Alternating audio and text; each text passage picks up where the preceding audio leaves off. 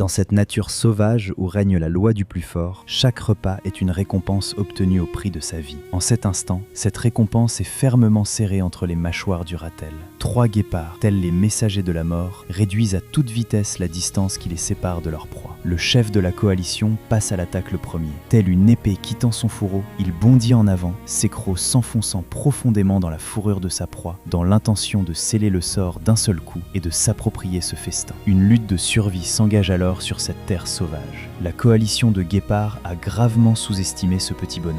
Ils pensaient qu'à 3 contre 1, la victoire leur était assurée. Les 2 autres guépards restent figés sur place, bouleversés par le courage surhumain qui jaillit de ce petit corps, et hésitent un instant à s'avancer. En un clin d'œil, le ratel arrache la proie des mâchoires du guépard, mais en un instant, l'assaillant qui se trouvait derrière lui s'empare à nouveau du butin, et 2 guépards s'enfuient au galop avec leur proie. Mais le troisième, le plus jeune et le plus fougueux, reste sur place, bien décidé à mettre fin à ce combat. Tandis que ses 2 compagnons, non loin de là, se partagent la proie, le ratel est complètement furieux. Sa rage terrifie son adversaire. Un grognement fait reculer le guépard dans la panique, mais celui-ci se ressaisit rapidement. Il se redresse fièrement. Il lance une attaque fulgurante qui frappe le dos du ratel comme si elle traversait de l'acier. C'est un combat désespéré, une épreuve de volonté. Ce jeune guépard, guidé par son instinct, finit par acculer son adversaire. C'est l'ultime confrontation entre la force musculaire et la volonté. Poussé par la faim, le guépard joue le tout pour le tout. Finalement, il enfonce ses puissantes mâchoires dans la nuque du ratel,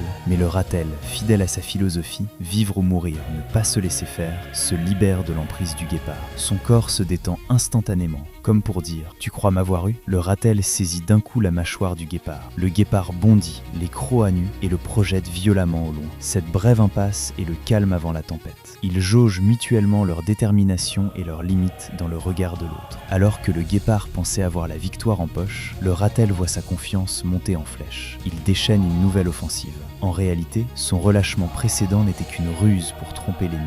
Dans le dictionnaire de Pintouguet, le mot retraite n'existe pas. Il n'a qu'une seule chose à faire, défendre sa survie jusqu'au bout. Le rythme du combat change subitement. Le guépard lance une nouvelle attaque fulgurante. C'était sa dernière tentative, mais son adversaire était ce ratel qui, entre la vie et la mort, ne s'avouait pas vaincu et passait à l'action. Il tient sa position comme un roc. Dans le regard du guépard, la peur apparaît et il vacille visiblement. Il est intimidé par une force primitive et brutale, une force qui rayonne d'un corps bien plus petit que le sien, mais bien plus tenace. Le guépard commence à tourner autour de cet adversaire redoutable.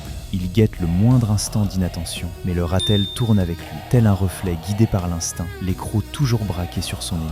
Il veille à ne laisser aucun angle mort, ne laissant au guépard aucune occasion de s'engouffrer. D'une intelligence de combat étonnante, le guépard tient encore bon. Ou plutôt, dans un dernier sursaut, le ratel se lance une nouvelle fois à sa poursuite. Sous l'effet d'une douleur fulgurante, le guépard plaque le ratel au sol, comme pour lui dire « Frère, ça suffit ». Après que le ratel l'a relâché, le guépard prend peur. Ses forces déclinent rapidement. Né pour la vitesse, il excelle dans les sprints, mais n'est pas fait pour les combats de longue haleine. Soudain, le guépard se jette à nouveau sur le ratel, mais celui-ci le plaque encore une fois au sol.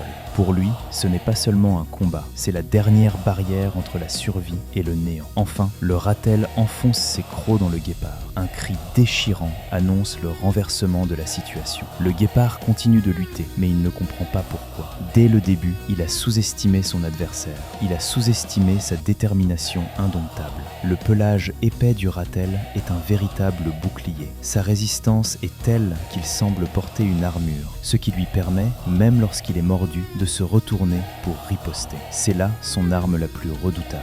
Pour le guépard, c'est comme mordre dans une chair dure et coriace. Ses mâchoires commencent à s'affaiblir, incapables de percer cette défense. Finalement, il cède et choisit de battre en retraite. Sa confiance a été brisée par la volonté de fer du ratel.